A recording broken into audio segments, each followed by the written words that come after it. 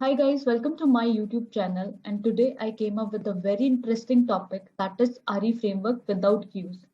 So if you are someone who is just starting their career in UiPath or a working professional who haven't explored UiPath yet, then this video is for you. So let's get started. And I'm going to make it very short. So I'm going to tell you what you should do while working with data table instead of queues, and what you should not, where you have to change everything. Okay, so I'm gonna make it very crisp, short, so that I'm gonna tell you like what all the things you need to change, so that directly you can go ahead and change. And at the end, I'm gonna share the XAML file with you, so that for reference you can use that one. Okay, so without wasting time, let's get started. Let me do this slideshow for you guys. Hmm. Yeah, RE framework without queues. So before going to RE framework, we need to understand what framework is. Okay, framework is nothing but a particular set of rules, ideas, or a belief which you use in order to deal with problems or to decide what to do. Basically, before starting something, you have a hollow structure with you, so that you can use like everywhere. If I take an example in a layman language, for example of a house, okay, you have built it, you need to build five houses. Instead you can build one fully, and then you again go ahead and build like from starting. What are the basic necessity in that? You need a bedroom, kitchen, a washroom, and living room, a dining room, right? So these are the set of things which you gonna need every time. How you're going to make it, that's up to you, but these are some necessity things that you always wanted to be. So you already have a structure for that. The framework is also in UiPath. If I talk about it, also in a same kind of structure. We have exception handling already being done. Config file is already there. Logging mechanism is already there. What you need to do is you need to understand your process, and you need to know where I need to place my XAML and how I need to work. If you're working with the queues, get queue item and everything are already in place, right? So this is about the framework is this set of particular rules and ideas, or something a hollow structure. And when you talk about RE framework, we, as I already said, we need a logging mechanism. We need to read config file instead of writing again and again every time. Or I can write it by myself, or I can save my time. I can use RE framework, and I can go ahead and write my processes over there itself. Okay. So things you need to change in RE framework without working with you. So as I said, I'm going to make it very short and crisp. So I'm going to tell you only the important things, basically what you have to do it when you are working without queues. So first thing, you can go ahead directly in your project. First thing, of course, you need to get the RE framework. Okay. And then once you get the RE framework, go ahead and change the log F file process name to your process name. Okay, so that will help you in the login mechanism, like where the logs are being paired. You will easily get to know like which processes that is for.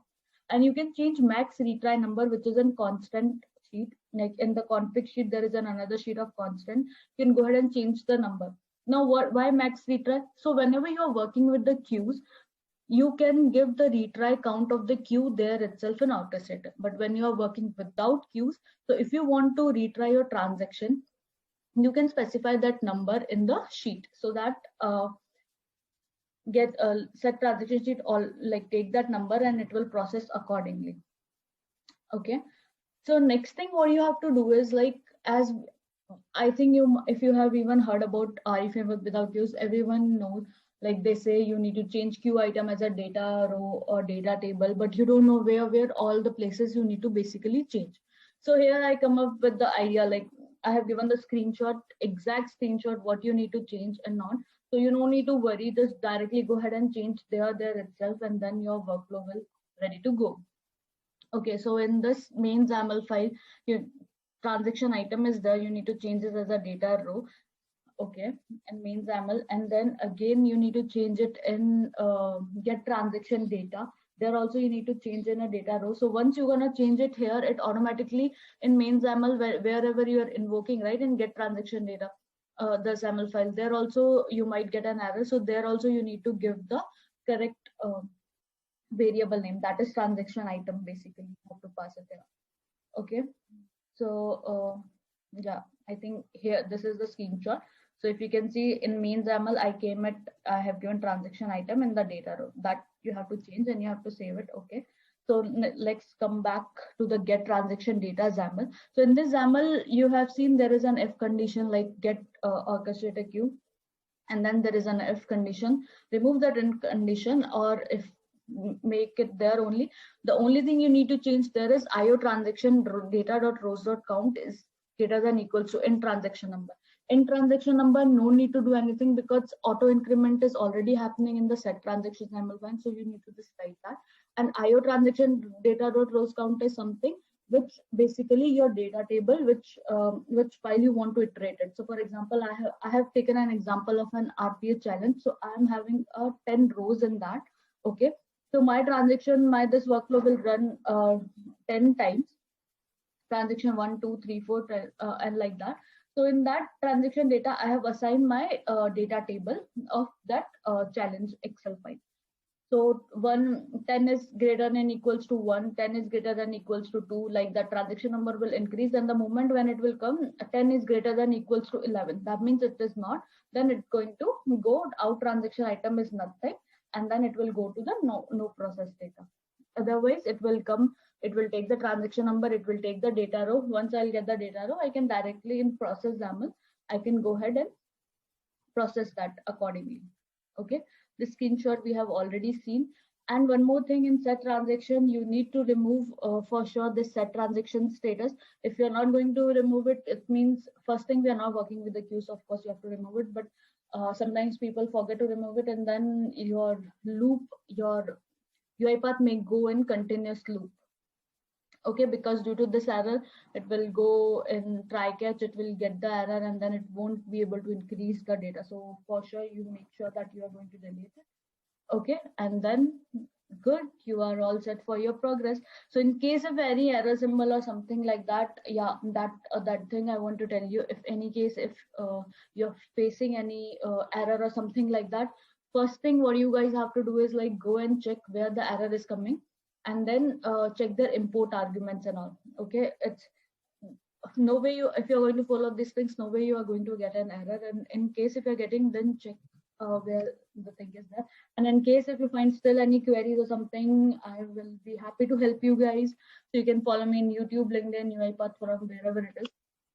So let me just show you the UiPath. So I've already created it, okay, for you guys. Otherwise, what you guys can go it, okay, as we are talking about, let's talk about some best practice. So you should give a name which should be very descriptive in sense short, but by reading itself, I can understand like for what this project is. And description, if you're making an habit of giving it, it's very good. If not, that is okay, but I will suggest you guys to always give the description also, so that with the name itself, you will get a description line over here. Even I'm also having bad habit of not giving something, but yeah, it's a best practice to do that.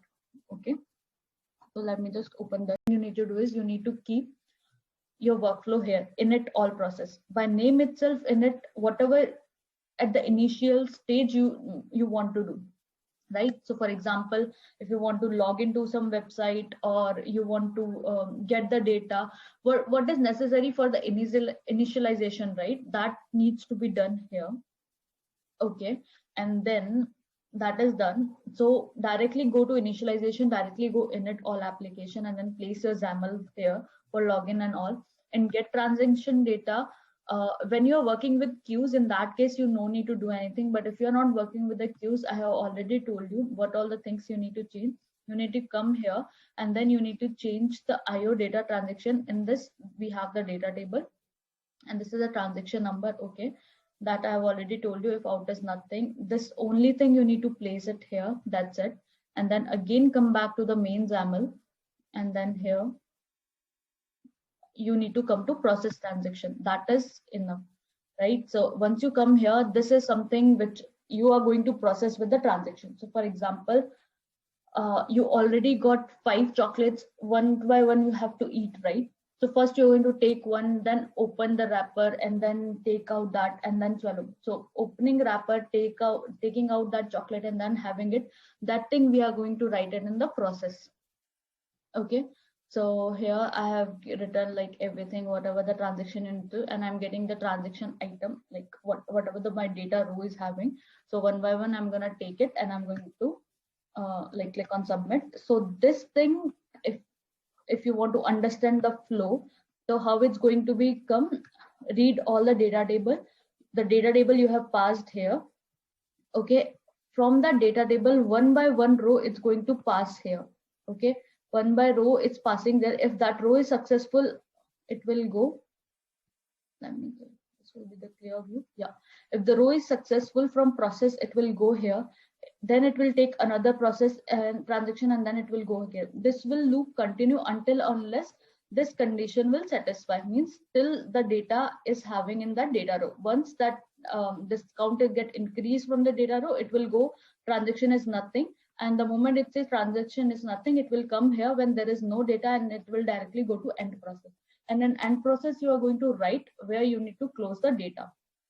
Okay, as I said, I have commented out that thing to see that thing, that you can raise it to get close the data. Okay, so this is how it's gonna work in case if any business exception occurs. So for example, we have anything which is already set that it, for example, if row is blank, in case in Excel file it is blank, if we can have a condition and process that if data is blank means it's a business exception, we can write it in there. So this is how we can say it as a business exception, and it will again go to that. Business exceptions basically are the known exception, so no need to worry about that. You have already handled in your code. So again, it will take another transaction, it will do accordingly, and it will work. But in case of any system exception, for example, your website is crashed or anything unexpected error has occurred which you haven't handled it yet, and something, no need to do extra. Only thing is automatically detect that error because try catch is already placed everywhere. Automatically it will go to the system exception, and the moment it go to the system exception, it will go to initialization, and it will go to init all application. So that's why I told change the number of retry. If retry will be 0 means it's not going to retry, and again directly if system exception is there, it's gonna go to the end process. Okay, but if retry is there, it will get the count from the config file, and if you have mentioned 1 or 2 times, it will come here. If 1 time means it's gonna again process, it's gonna take that transaction here, like, and then it will process again. But if there is no retries are there, right, in that case it will just directly go ahead and go to the exception, and then it will go to the end process.